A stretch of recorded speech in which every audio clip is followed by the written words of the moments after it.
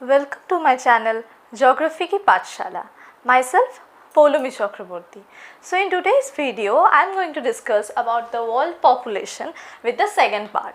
So in first part, which I discussed in my previous video, there I ended up with some concepts of population growth. So today in this part I am going to start with the components of population change. So let's start with today's video.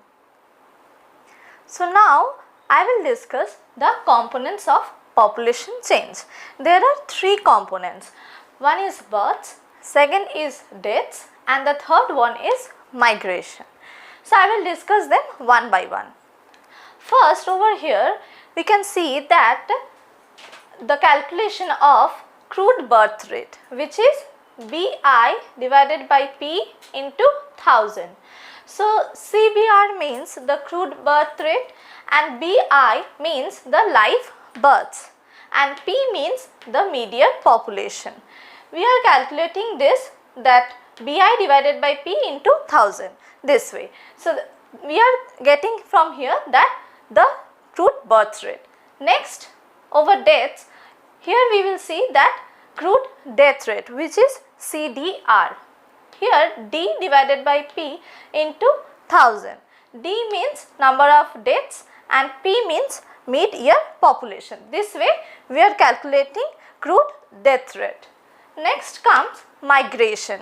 So here we will come to know about some terms like place of origin, meaning that from where people are moving outside.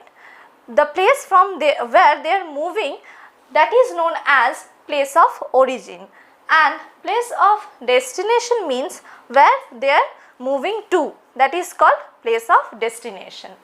Next, that migration can be permanent, it can be temporary or seasonal, and migration can be seen from rural to rural, rural to urban, urban to urban, and urban to rural. Here comes about two concepts. One is immigration and another one is emigration. So immigration means that people who go to a new place, that is called immigration, and emigration is those who are moving out from one place to another. Next, over here we can see that in migration there are some push factors and some pull factors. So what are the push factors? Such as if any area it is not well developed from or it is not providing better employment, better education, better health facilities, that means these are the push factors of that area or that region. Next, what are the pull factors? Suppose a region which gives us many better opportunities of jobs, better standard of livings, where it is means peace and there is no social issues or political issues, it's quite a peaceful area, that are the pull factors of migration. Okay. So now we will discuss about the trends in population growth. So I will show the trend over here in graph so that easily you can understand it. So see, I have drawn here a graph. The horizontal line, here I have shown the time, and in vertical line I have shown the world population in billion. So if we see over here, which is 12,000 years before the present condition, then we will see that from then to the time period of the birth of Christ, at that point of time agriculture system was developed, and after that since the birth of Christ, then comes 1600, 1700, 1800, 1900 and 2000, up to we can say 1900. This time was the period of what? Explorations by Europeans and colonization, their settlements, right? And over here we can see that near about after 1700 there comes industrialization, and gradually after that we can see many developments like Then near 1800 transportation system developed. Near 1900 or we can say in the period of 1900 sanitation and health, this developed, and after 1900 computers they came. So this period we can say that it is a technological revolution period. So over here if you see this blue graph, you will see that it is going straight up to 1700, and after that it is gradually increasing, and this is showing the graph of population. That means what?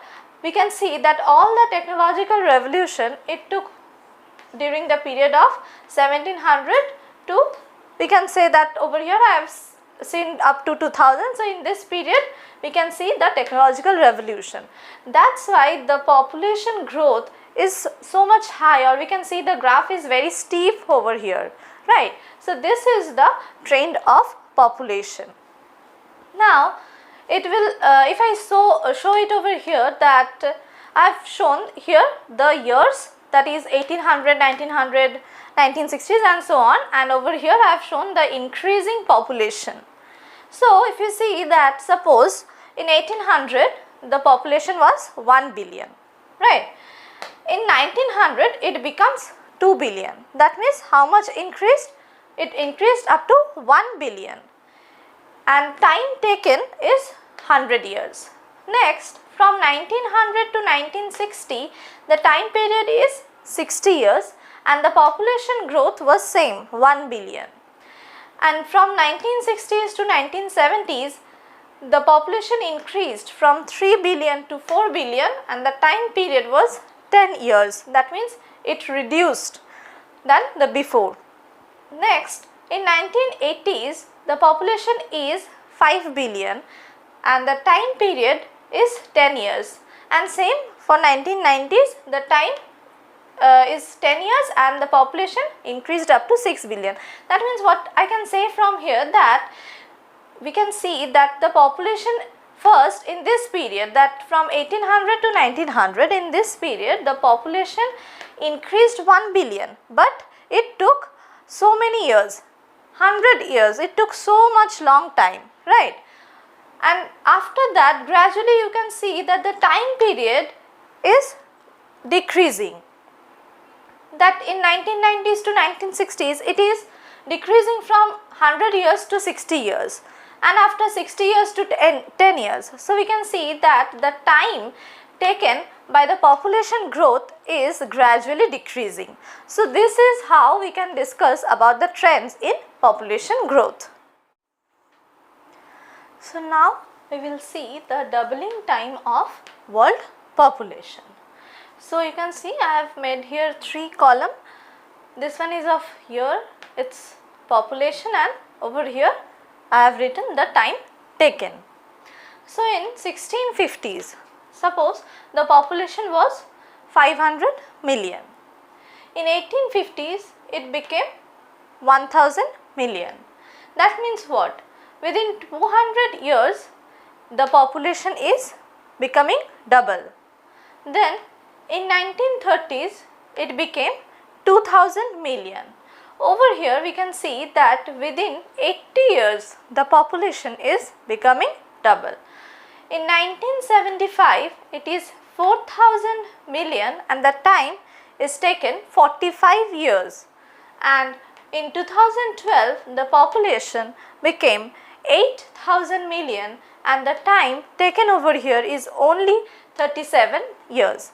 That means what? Which I previously discussed about you while the trend of population, that how it is increasing.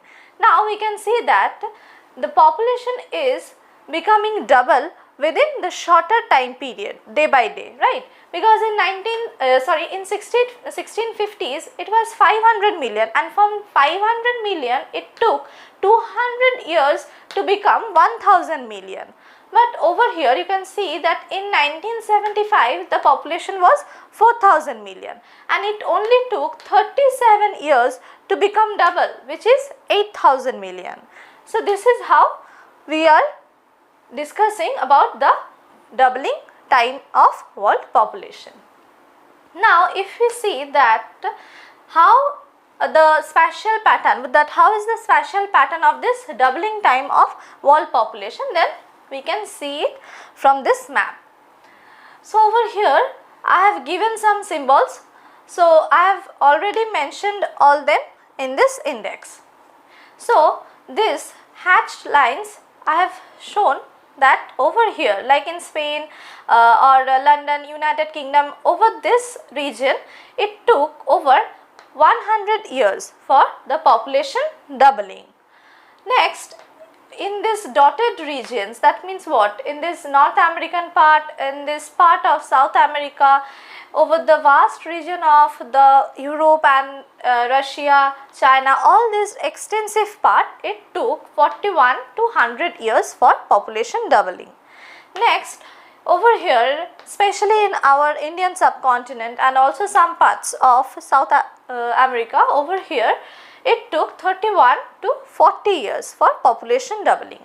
And the next one is this lower portion of North America, this African continent and Arabia, Saudi Arabia, Iran, Iraq, this part it took 21 to 30 years.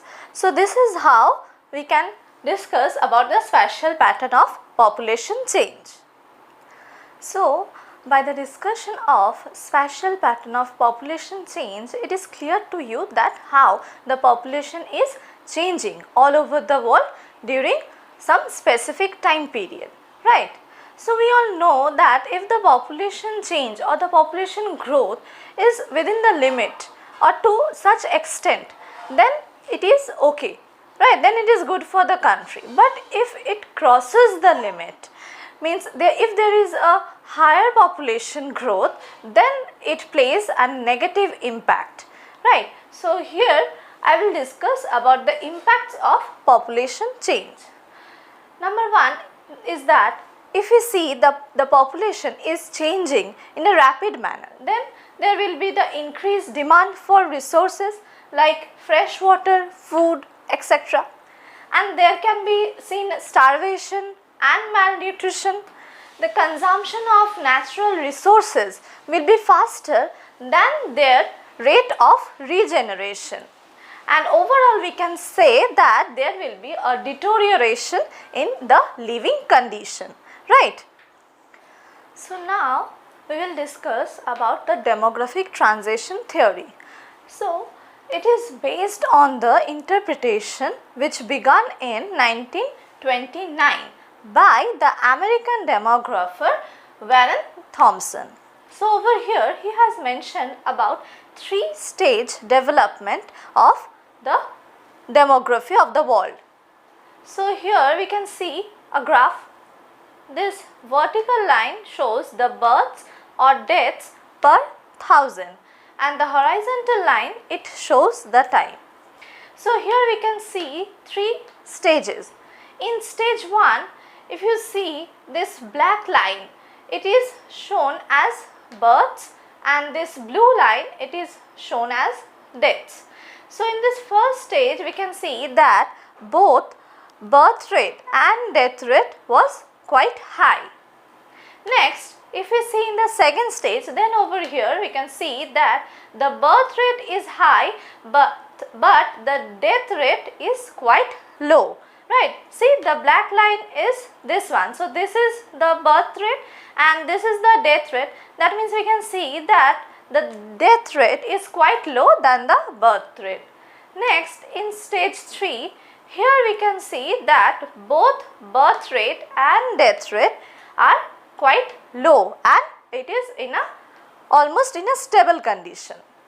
Now this red graph, it is the total population. In first stage the total population was low because at that point of time birth rate and death rate both was too high. So the population was low. Next, in the second stage you can see that the birth rate increases but the death rate it decreases. That means what? The population grows over here much rapidly. Then in the third stage over here you can see that the birth rate and death rate they are quite low than the previous stage and it shows a stable population growth. Now, you can see that in the first stage that I described over here, why the fertility and mortality rate is too high, because at that point of time life expectancy was low, people were not so much literate and their technological knowledge was also low. Next, in the second stage, we can see that the fertility rate is high and the mortality rate is low. This is due to the improvement of the sanitization and the health facilities. Next, in the third stage, over here we can see the population growth in a stable condition and the fertility and mortality rate is low. This is due to the condition of that the literacy rate became high, the society became quite urbanized and their technological knowledge was also developed. So this is the demographic transition theory. So now we will discuss about the population control measures. Over here we can see that Thomas Malthus in 1793 in his theory he mentioned that number of people would increase faster than the food supply and that will trigger the situations like disease, war, starvation, etc. Now over here I have written some measures of population control. First one is development. So in our society we can see that due to the lack of development, the poverty is quite high, illiteracy rate is also high. So if we can develop our society, then that can be a measure in population control. Next, easy and cheap availability of contraception tools. The third one is proper education and awareness. If the education and awareness is well, then what? People will know that how to control the population. Next, delayed marriages, women empowerment and at last some government policies.